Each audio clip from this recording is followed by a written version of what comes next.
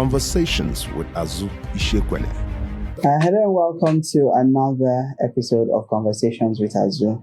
And this week's column is titled, Why Minimum Wage is a Bad Idea.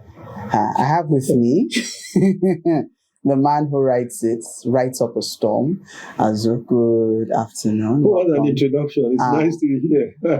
Wahala. For the first time, I'm seeing you on a very different note. Haba, can minimum wage ever be a bad idea? Honestly. Okay, I think context is important now. Because I cannot risk leaving the studio and having being picketed outside the studio. You saw my mood when I came today. I can't risk that. So I think some context is important. Yeah. I think really it's the context that is key and crucial to this. I mean, since the year 2000, in the last 20 years or so, minimum wage has been increased at least 4 times. Since 2000 to last year, the minimum wage has been increased 4 times. But then the question you ask yourself is, so where has that gotten us to? Where has that taken us? So if you keep doing the same thing in repeated cycles of trauma, then you must pause at a point to ask yourself whether there aren't other ways of doing it. I am not anti-labor, as the headline might suggest, but I'm asking whether labor leaders should not now begin to consider other options for remuneration instead of just this repeated cycle of trauma over strikes every 3 or 4 years. But then you would agree with me that considering the situation of the country, the government has not kept to their side of the bargain, from the provision of CNG buses to the hardship allowance for civil servants. And it feels like for the last 1 year, it's just been a back and forth with the committee and all of that. But in light of the recent expose on the salaries for our NAS members, which I'm hearing now that they are saying, why would NLC and TUC go ahead and publish that? It's not very confirmed, which you did quote in your article. It was a member of it was Senator Ishiekwene, I remember, who said publicly, and it's on record. He was a senator who publicly disclosed what and Nigerians love him for it. Yes, and it's not supposed to be. I do not know why members of the National Assembly think that their remuneration should be kept secret. I don't. Obviously, when we saw it, we understood why it should be kept secret. Well, I think for me, the issue of how much members of the National Assembly is a legitimate issue for public conversation.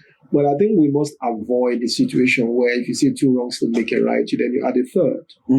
I think we should try not to conflict the issues. Yeah. Okay? So if the country wants to have further debate on whether lawmakers, whether citizens are getting value for what lawmakers are earning, that's a healthy debate to have.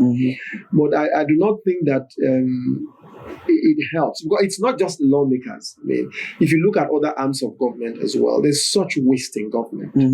There's such terrible waste in both the executive and legislative arms of government that to pick one arm of government might just look a bit like scapegoating, but we understand that. Yeah. But my point is, so if the argument is more money, more naira in people's pockets, it's not just more naira for the sake of more naira, but ultimately money is a store of value. So you must always ask yourself that question. So yes, if I get 494 naira, which the unions are asking for, so what is the implication of that? That really is the fundamental question. Because the devil is in the detail. Well, like you said, 2 wrongs will make a right, adding a third. But when it's time for the masses, we have to consider the economic situation. But when it's time for the senior men, everybody just looks the other way. No. Imagine 41,000 naira a month for a newspaper. What are you reading?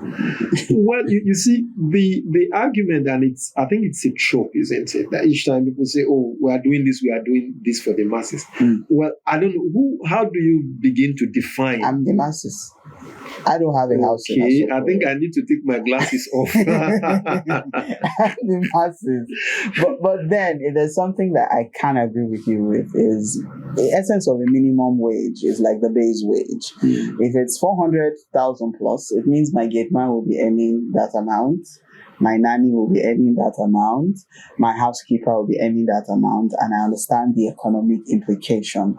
But then the truth is, rather, if I dare to speak for majority of Nigerians, is that these monies need to be made available. At least something has to change. In your opinion, I know you tell me you're not an economist, even if you're turning out to be somewhat like a social media personality. Motopark economist. I've seen your skits, by the way. Please buy our book. We're launching in a few weeks. On the We'll be 26th of letting June. Yes, on 26th of June, our book is out. Exactly. Don't say he never did anything for you. While you're analyzing the strike, buy the book and read on how to make money from writing. To save you from the misery of this minimum wage. Exactly. You'll be anywhere above minimum wage if you read the book. Oh, yes. Yeah, but Good one. what do you think we can do to rescue ourselves? Because the truth is, if nothing is done next week, national grid will off. Well, Ishiekwene will strike okay, again. so let me try and put it this way. Yeah. There are options which are also discussed in the article. Yeah, I saw that. Minimum wage laws are not the only way that workers and the employers can get a better deal or get more value. I don't think so. So there are other options. There is because you see what happens when you fix a wage. Let me dial back a bit to that point. Yeah. When you fix the wage artificially, say you fix a wage at 494, whatever it is they want to fix the wage at, what happens automatically is that you shut out a large bulk of low-skilled workers. And out of the 80 million workforce that we have in this country, over 90% of them are people with very low skill. Yeah. Okay. So when you increase wages artificially, you shut out potentially those who can either be retained or those who can hire for that higher fee. So even though you claim that you are fighting for the masses, you are inadvertently shutting out a large chunk of those. Exactly. And also remember that the large swath of Nigeria's economy operates in the informal sector.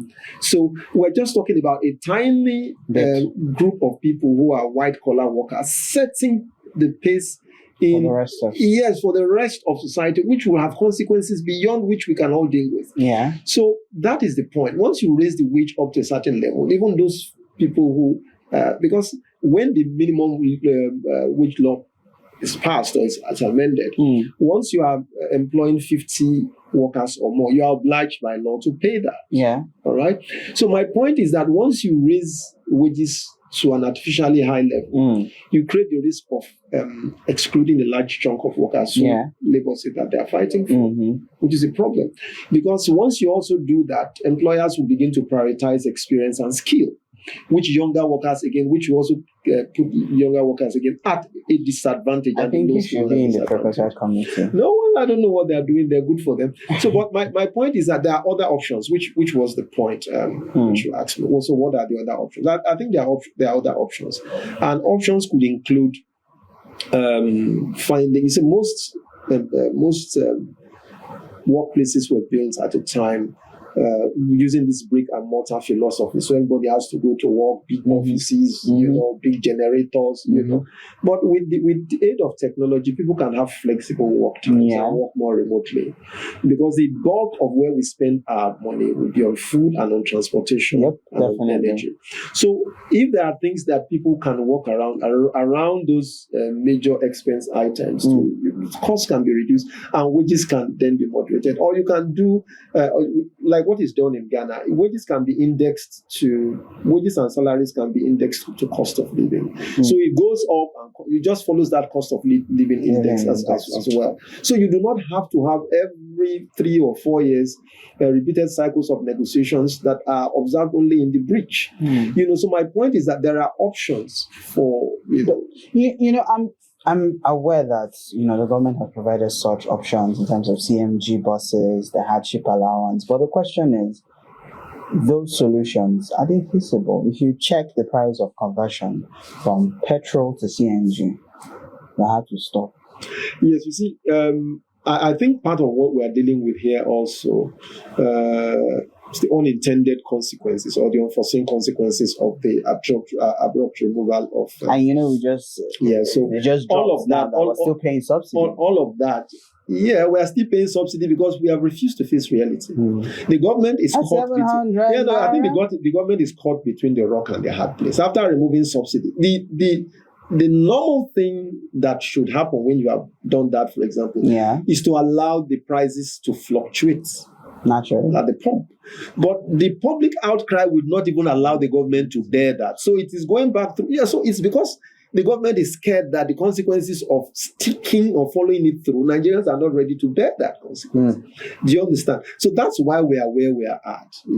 So, but you can't have your cake and eat it. Unfortunately, Nigerians want to have it both ways. Some people are having it.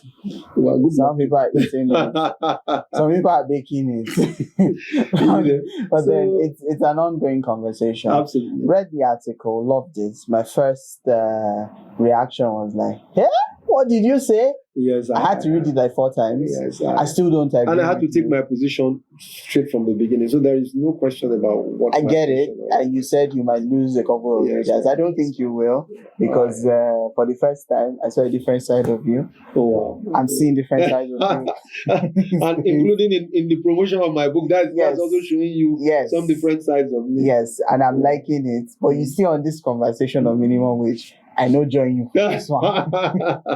I'm happy to be on my own. All right, so hopefully you get to write more. Hopefully I was actually hoping that we're going to talk about the Nigeria We Healthy versus Arise of Compatriots. I'm sure you like it because it was your age bracket that signed Nigeria We Healthy. I can kick off the second stanza for you. Are you serious? Well, let's not go there. Well, I'm hoping that I get the contract, to change the materials in the Nigerian Constitution. Oh, that's what you're looking out for. That's what I'm looking out for. At least I need to create my own minimum wage. You are monetizing your skill. That's why you should go and read the book. Thank you so much. My pleasure. Thanks for having me. Yes, hopefully you would write something that I would agree with, as usual. Hopefully. Yeah. All right, people. It's a wrap on this conversation, but not to worry. Plenty more interesting stuff we'll be writing for you. Not to forget, the book is already available. Just visit us. Yes, you can get it on pre-order. Yes, Azu.media, but it will be available for public presentation on 26th of June at the Ivor Center.